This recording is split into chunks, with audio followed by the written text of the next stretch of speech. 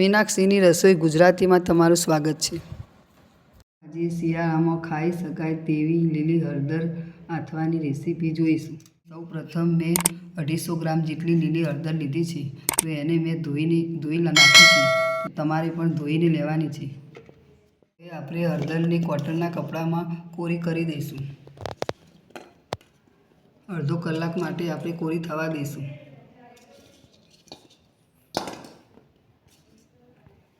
હવે આપણી હળદર કોરી થઈ ગઈ છે, તો હવે આપણે એને લૂછી લઈશું। આ રીતે સરસ રીતે લૂછીને આપણે પછી તેને છોલીશું। હવે આપણે ચપ્પા વડે આ રીતે ધીમે ધીમે કરીને બધી જ હળદર છોલી દઈશું।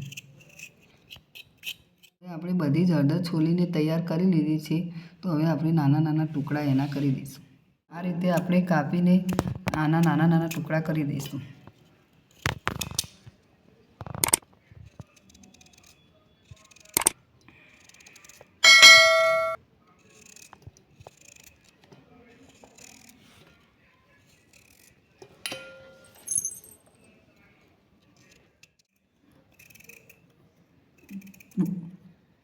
પતલા પણ નહીં ને જાડા પણ નહીં, એ રીતના મીડિયમ સાઇઝના આપણે બધા જ ટુકડા કરી લઈશું।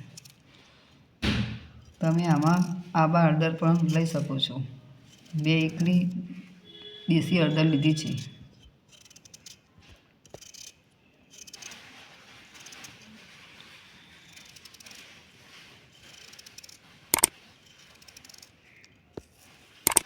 આમાં હળદર ખાવાથી બધા જ શરીરના રોગો દૂર થાય છે।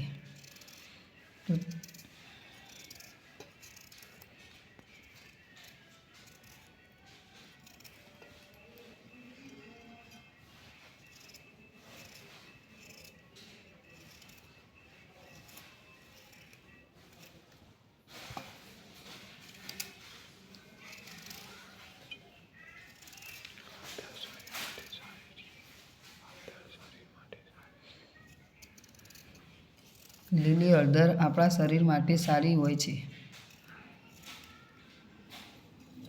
હવે આપણે બધી જ હળદરને સમારીને નાના નાના ટુકડા કરી લીધા છે, તો હવે આપણે એક બાઉલમાં લઈ લઈશું। તો આપણે એક સ્ટીલનું બાઉલ લીધું છે, એમાં આપણે આ બધી જ હળદરના ટુકડા એમાં એડ કરી દઈશું। 250 ગ્રામ હળદરમાં આપણે 2 ચમચી જેટલું મીઠું લઈશું। હવે આપણે અંદર 2 લીંબુ નીચોવીશું।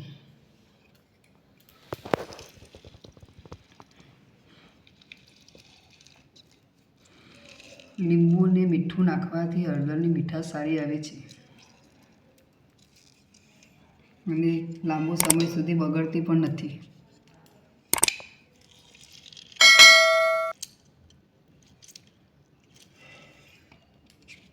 લીંબુ અને હળદર બંને વસ્તુ મેં નાખી દીધું છે। હવે તો આને આપણે આ રીતે ઉસાળીશું।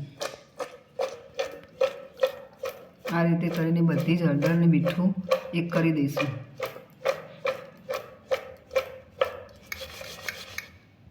હવે આપણે 1 ચમચી તેલ ગરમ કરવા મૂકીશું।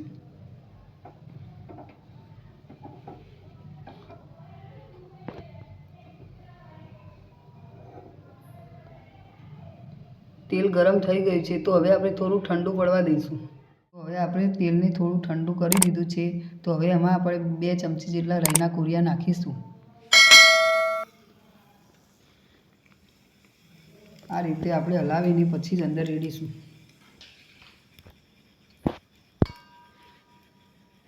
રાઈના કુરિયા નાખવાથી ટેસ્ટ એકદમ સારો આવે છે। તમે મેથીના કુરિયા પણ નાખી શકો છો।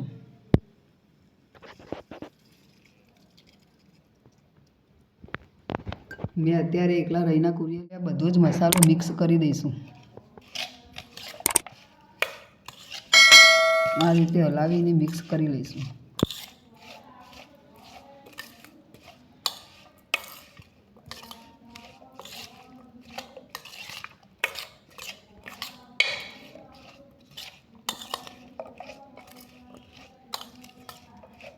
હળદર અને મીઠું બંને એક થઈ ગયું છે, તો હવે આપણે એક ડબ્બામાં સ્ટોર કરી દઈશું।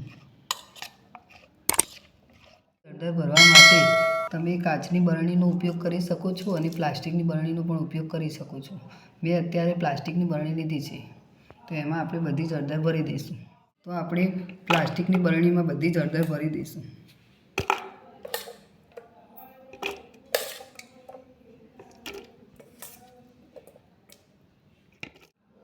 આપણે લીલી હળદરમાં મીઠું અને લીંબુ નીચોવેલું પાણી અંદર છૂટ્યું છે એ પણ અંદર એડ કરી લેવાનું છે, જેથી કરીને આપણી હળદર એકદમ પોચી અને સોફ્ટ બને છે અને એનો સ્વાદ પણ એકદમ સારો આવે છે.